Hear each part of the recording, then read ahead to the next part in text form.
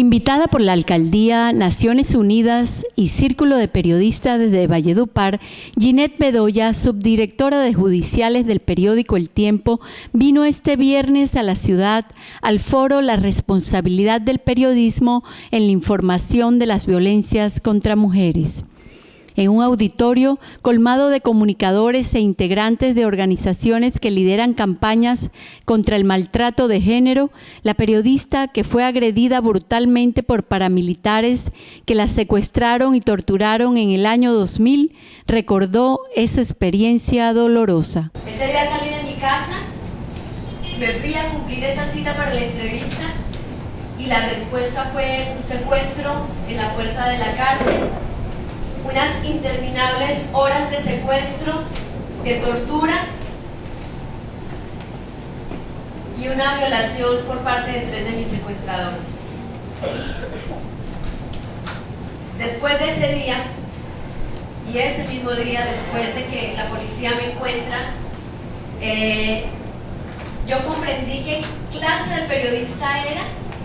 pero también comprendí qué clase de periodista quería ser. Después de ese día, a pesar de que lo primero que pensaba era en morirme, a pesar de que los días siguientes el único pensamiento que tenía era el suicidio, a pesar de que quedé despojada absolutamente de todo,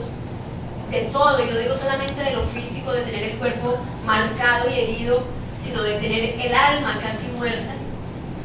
yo encontré esas respuestas en el periodismo. Y sabía que lo único que me iba a devolver nuevamente a la vida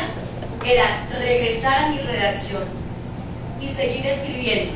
Bedoya, quien fue galardonada en el 2012 por el Departamento de Estado de Estados Unidos con el Premio Internacional Mujeres de Coraje y recibido de parte de Michelle Obama, primera dama de ese país, y por Hillary Clinton, secretaria de Estado, manifestó que las mujeres en Colombia empezaron a denunciar, pero reveló que los casos de violencia contra ellas han aumentado en los últimos años. Las mujeres sí se han empoderado y han empezado a denunciar más, y eso obviamente nos sube las cifras, pero también en muchas regiones hemos hecho el ejercicio de comparar cuántos casos había denunciados, cuántas mujeres han empezado a denunciar, pero también qué tipos de violencias nuevas se han empezado a presentar, y lamentablemente en muchas regiones de Colombia los casos sí se han aumentado, porque hay como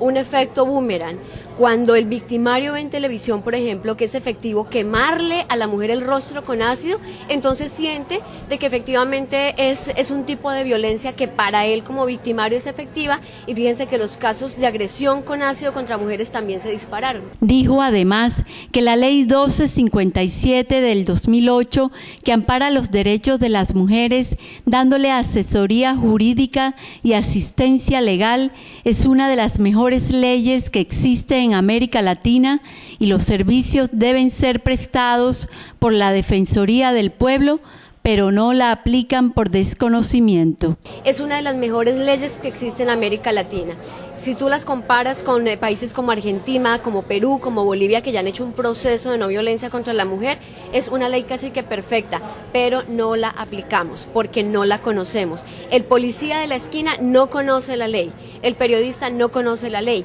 el fiscal no se la ha leído con detenimiento y no la aplica. Entonces, sí, estamos invitando a las mujeres a que denuncien, pero si no encuentran mecanismos judiciales que castiguen al agresor, pues simplemente vamos a seguir en la impunidad y esto no va a funcionar. En mi caso, que tengo,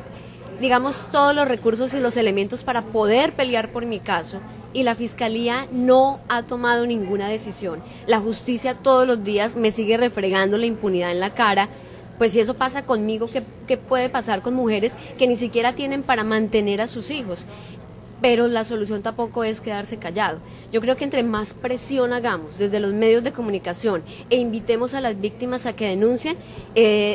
de una u otra manera la Fiscalía, la policía, las autoridades, los jueces tienen que tomar conciencia de que tienen que actuar de acuerdo a como lo manda la ley. Ginette Bedoya afirmó que los periodistas no están manejando el tema de la violencia contra la mujer de manera adecuada. Nosotros lamentablemente volvimos el tema como parte del paisaje,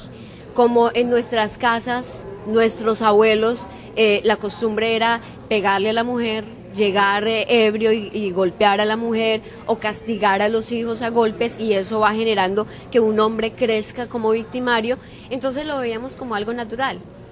Pero hoy en día, que ya vemos que realmente es un delito primero, segundo es un problema social y se ha convertido en la desestabilización de la sociedad, pues ahora sí estamos empezando a hablar del tema. Y hasta ahora estamos empezando a comprender la magnitud del tema, por eso no lo manejamos bien, no sabemos el uso del lenguaje,